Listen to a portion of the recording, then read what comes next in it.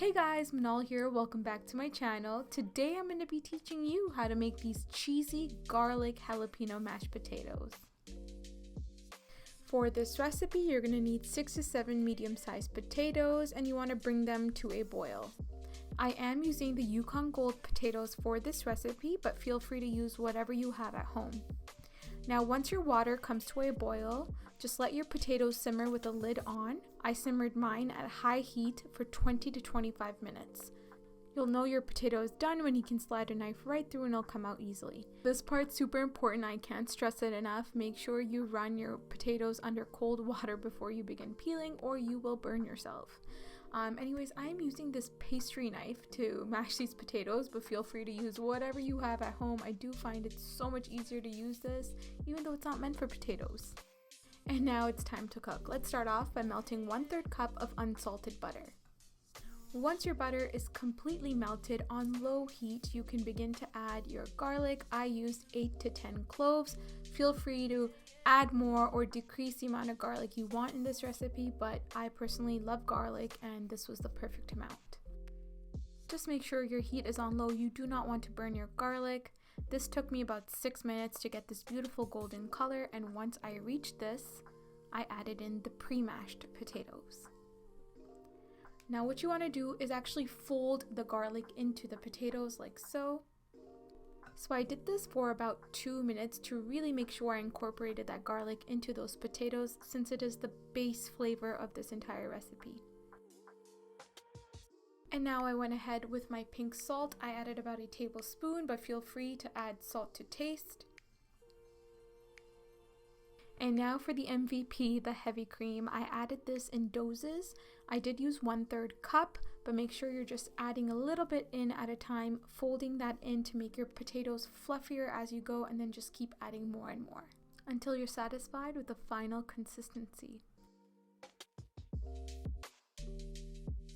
So I used half a teaspoon of black pepper. I am not fond of black pepper, so I don't like adding in too much, but if you love that, go ahead and add more.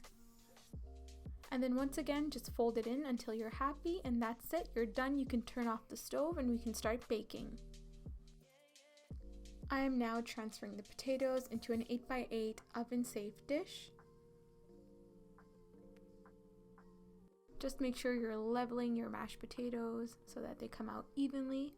And I added about 1.5 cup of shredded cheese. Feel free to use whatever type of cheese you like, whatever you have at home. And if you really love cheese, go ahead and add more.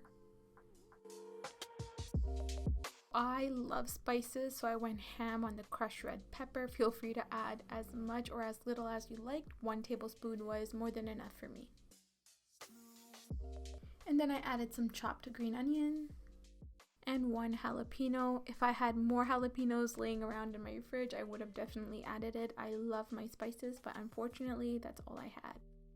And then I added about 3 tablespoons of breadcrumbs. This is not a necessity, it just adds to the texture. So if you do have this laying around at home, definitely throw it on. And that's it, it's ready to bake at 350 degrees Fahrenheit for around 10 minutes. Do keep an eye on the cheese, make sure it doesn't get burnt. I kind of let mine in the oven for an additional minute, and that's what happened, but it wasn't bad. It was still delicious. And you guys, when you put your spoon in to this, it is divine.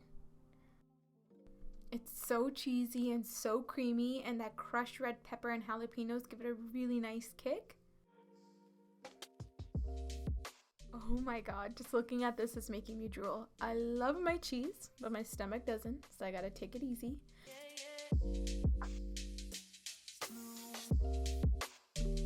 And you guys can take this to the next level and add some sour cream on it like I did.